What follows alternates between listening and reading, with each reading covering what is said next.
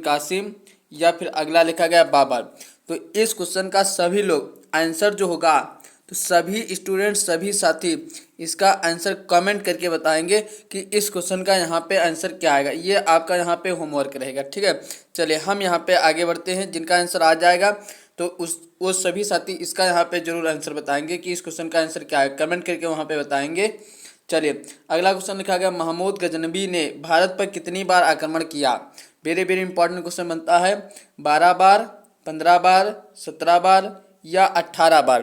तो इसका यहाँ पे जो करेक्ट आंसर जो आएगा तो वो हो जाएगा 17 बार, अर्थात इसका ऑप्शन यहाँ पे सी वाला बिल्कुल करेक्ट इसका जवाब हो जाएगा। चलिए क्वेश्चन नंबर 3 आप देखेंगे, महमूद गजनबी के सभी आक्रमणों में सर्वाधिक महत्वपूर्ण आक्रमण कौन सा था। नारायणपुर पर आक्रमण जो हुआ था वो 1002 में हुआ। मुल्तान भटिंडा पर आक्रमण जो हुआ था वो 1004 में। ये भी आप लोग यहाँ पे याद रखें। लेकिन इसमें आपका पूछा गया तो कि सबसे महत्वपूर्ण आक्रमण कौन था, सबसे हाईलाइट आक्रमण कौन था। अगला लिखा गया, कलिंजर पर आक्रमण जो हुआ था वो 1019 से 23। सोमनाथ मंदिर पर आक्रमण आपका हुआ था 1025। तो सबसे महत्वपूर्ण आक्रमण इसमें पूछा गया, तो सबसे महत्वपूर्ण जो इसका आक्रमण जो निकल करके आएगा वो हो जाएगा सोमनाथ मंदिर पर आक्रमण, अर्थात इसका ऑप्शन यहाँ पे डी वाला जो होगा तो वो यहाँ पे बिल्कुल इसका करेक्ट इसका यहाँ पे जवाब हो जाएगा। चलिए आशा करता हूँ कि ये सारे क्वेश्चन आपको यहाँ पे बहुत अच्छे लगते होंगे, ठीक है, क्योंकि ये जितने भी क्वेश्चन हैं तो ये हर एक एग्जाम में आपके यहाँ पे पूछे गए हैं। चलिए अब आगे यहाँ पे बढ़ते हैं क्वेश्चन नंबर 4। अगला लिखा गया, अल-बर्नी किसके शासनकाल में इतिहासकार था। अल-बर्नी जो है तो किसके शासनकाल में इतिहासकार था। महमूद गजनबी, मोहम्मद गौरी या कुतुबुद्दीन ऐबक या अगला ऑप्शन यहाँ पे लिखा गया बाबर। तो 4 नंबर का जो करेक्ट आंसर जो आएगा वो हो जाएगा महमूद गजनबी, अर्थात इसका ऑप्शन यहाँ पे ए वाला बिल्कुल इसका सही जवाब हो जाएगा। चलिए अगला यहाँ पे आता है 5 नंबर का, आत्मकथा शाहनामा के लेखक कौन हैं। आत्मकथा शाहनामा के इसमें पूछा है लेखक कौन है, बाबर, अकबर, फिरदौसी या अबुल फजल। तो इसका यहाँ पे करेक्ट आंसर जो आएगा तो वो हो जाएगा फिरदौसी हो जाएगा, ऑप्शन सी यहाँ पे बिल्कुल सही जवाब हो जाएगा। चलिए अगला लिखा गया, तराइन का प्रथम युद्ध कब हुआ था। वेरी वेरी इंपॉर्टेंट क्वेश्चन है। तराइन के आपके 3 युद्ध हुए थे, ठीक है।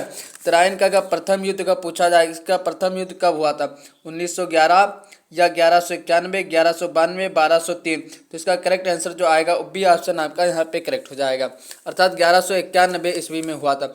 जबकि अगर द्वितीय अगर पूछा अगर जाएगा, अगर यहाँ पे अगर द्वितीय अगर पूछा अगर जाएगा तो वो आपका हो जाएगा 1192 हो जाएगा, ठीक है। दूसरा अगर पूछा जाएगा तो 1192 हो जाएगा। चलिए अगला यहाँ पे बताएंगे इस क्वेश्चन का यहाँ पे आंसर क्या आएगा।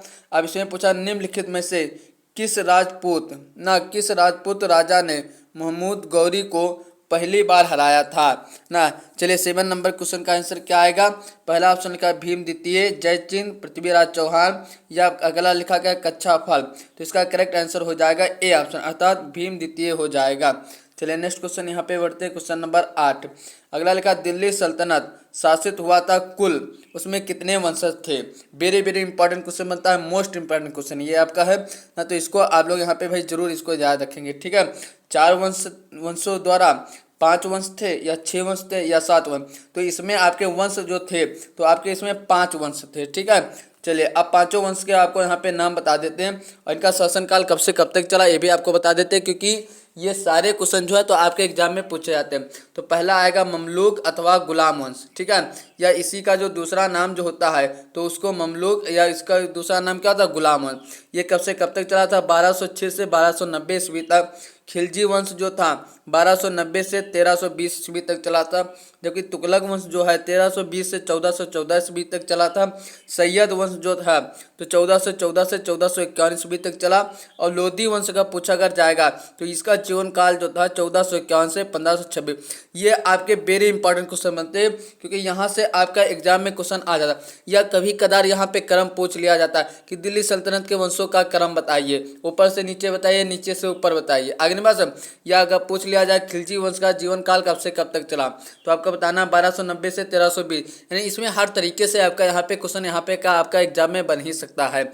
चलिए अब यहाँ पे आगे बढ़ते हैं नेक्स्ट क्वेश्चन, क्वेश्चन नंबर 9। अब इसमें आपका लिखा भारत में गुलाम वंश का संस्थापक कौन था। भारत में का पूछा क्योंकि पहला वंश जो आया था गुलाम ही